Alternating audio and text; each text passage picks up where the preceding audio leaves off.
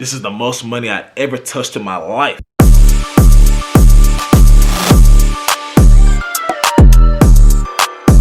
It's your time, it's his time, it's Band's time to shine. So check this out. I got my first pair of retros when I was 15 years old, sophomore year. I think the month was like April or something like that. Yeah, April, right? And how I did this was by selling candy. You know, I never had retros before. You know, I had flights, I had like team days, whatever you want to call them. You know, I remember one time, you know, I had thought I got some infrared 60s, so I take a picture of them, you know, and I sent it to my little kid group chat. And one of my friends at the time was all like, well, I had sent them, I'm like, oh yeah, I got some infrared 60s. He's like, oh yeah, you know, I sent the picture. One of my friends at the time was like, nah, them not infrareds, them flights, or some flights. I think, I'm just gonna say flights, I think. And he's like, but cool though. I'm like, for real? Woo. And I look it up, I'm like, oh, I'm hot.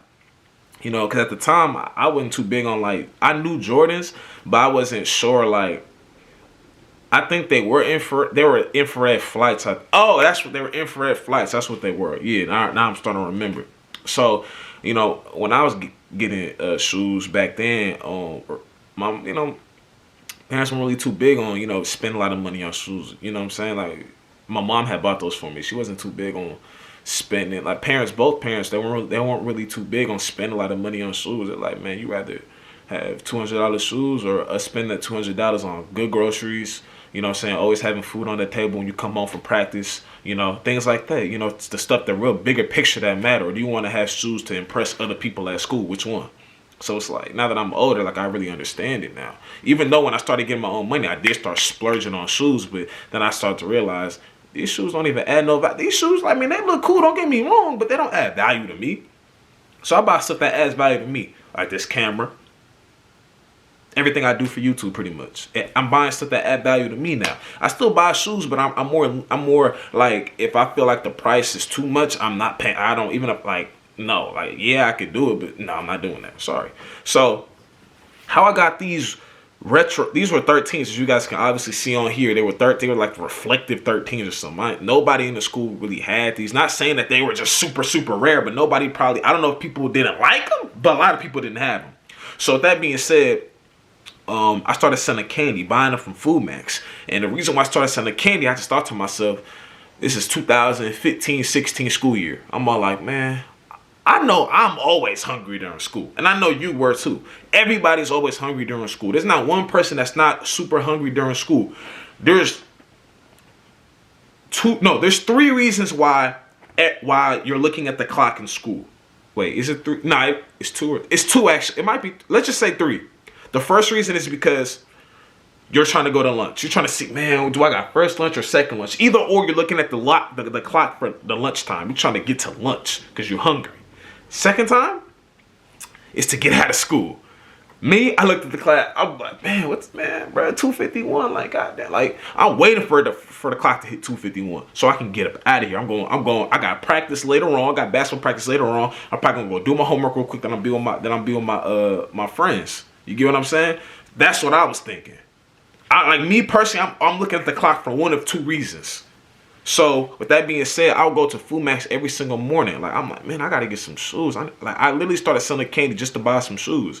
Like, I gotta get some shoes, you know. And I noticed, like, since everybody's so hungry during school, I'm about to go buy candy. I'm about to go buy chips, candy. It was really candy. I did do chips a little bit, but I mainly did candy. So I'm thinking to myself, I gotta go buy some candy. Go buy the candy from Food Max. Mind you, I started off with like $5, $6. So those that are trying to do this, if you're young and still in high school, you should, it doesn't matter how much you have, as long as you have enough to buy a couple, because it grows. It's not something that you just gain a bunch of money off of one day. There's some days where you can, some days where you won't. So if you don't have a lot of money and you're trying to be like, all right, I only got $5. I don't want to use this $5. I want to wait till I get at least 10, 15. You can use that $5, but you can't spend it all. So you could probably use that $5 and get 2, maybe 3. You know, 3 candies, maybe, and then sell them each for like $1.50 or something like that, or $1. You know, it all depends, because it's about growing. Because I remember I started off with like 5, 6. I had 10, then I got 15, and I got 20, 25, 35, 50. Like, I started going up for real. So and one thing I was doing, I was buying, you know, the little frosted donuts, the white ones, not the chocolate. No, not the chocolate ones. We don't eat those. The frosted ones.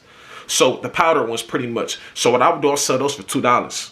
I tell somebody, bro, these cost $1.50 at Food Max, bro. You crazy? Like, you can't throw me extra 50 cents. You gotta bargain with people, because if you buy it for it's obvious. I don't even have to explain that. If you buy it for $1 and sell it for $1, the only way you're making money is if you stole it. And I'm not, hey, if that's what you did, that's what you did.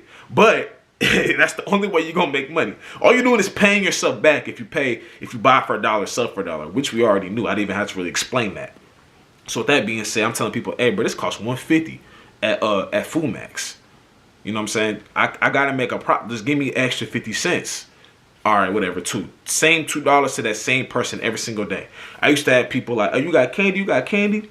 Yeah, come on. Because, you know, everybody's hungry during school, so it was a good hustle. Like, I used to walk around with a little lunch pail, put it over like this, walk around with never mind, I didn't do it. I'm tripping. I was just holding it in my hand. I don't know where that came from, but holding it in my hand. I had the Sour Patch straws, had the Snickers, the Twix bars, the Kit Kats. The Kit Kats used to sell, had the Reese's, had the large ones, had what other, I forgot what, some other, you know, candies I had. I was just going crazy, just selling with the sole purpose of buying some shoes. And I bought these shoes in like April. You know, I stacked up at least a cool $300+ off of just selling candy.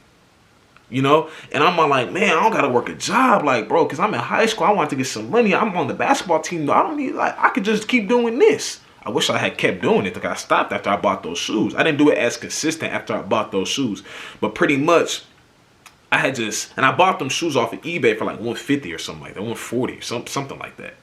So with that being said, all I really was doing was just going to Food Max, buying and selling candy. I even bought cookie dough one time and sold cookies. Some big dude, no disrespect to the big dude, but some big dude bought raw cookie dough off me and ate it just like that. Like, hey, he bought it for me for $3. Or how much was it?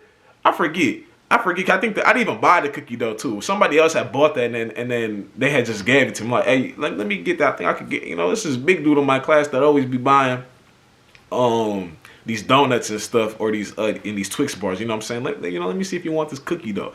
Bro bought the raw cookie dough and ate it just like that. I'm like, all right, bro, do your thing. But yeah, man, that's literally how I was able to buy my first pair of retros. I remember my first pair of retros actually were some metallic 5s, but I got those trading some shoes, so I didn't really count that as my first retro. So my very first ones that I personally count are the 13s. That's exactly how I was able to get them, man. And it felt good to wear something, you know, because I bought my own stuff before, but it felt good to, like, just know that these shoes on my feet, like, I could continue doing this. Like, you know, I could really, like, if I want some shoes, I can go get it. And it was motivation, because it's like, all you needed is $5. You know, it's slow money, but it's coming. Fast money is not always good money. You just got to always remember that. It's slow, but it's coming. You know, you like 15 years old watching this, 14 years old watching this, don't got a job, you know what I'm saying? Your parents don't believe in buying expensive shoes. Nothing wrong with that, you know, because you got to think about it like this. You know, you can have the expensive shoes, or you can have the good house and good food on the table when you come home. Which one? It's people who have the expensive shoes, but they don't have the best living situation. You get what I'm saying? And that's not a slight or shade to anybody, but you got to pick which one would you rather have, which one's more important. Because 9 times out of 10, did you really like the shoe? I know the Jordans that I really liked, or the shoes that I really liked, or the shoes that I thought I liked, because I was trying to impress other people at school. You know how everybody dresses for other people? Pretty much that's the phase that I went through, a lot of people went through. But I stopped that shit early, probably like when I was 17, senior year. So with that being said, if you're young, all you need is $5. $5 to $10.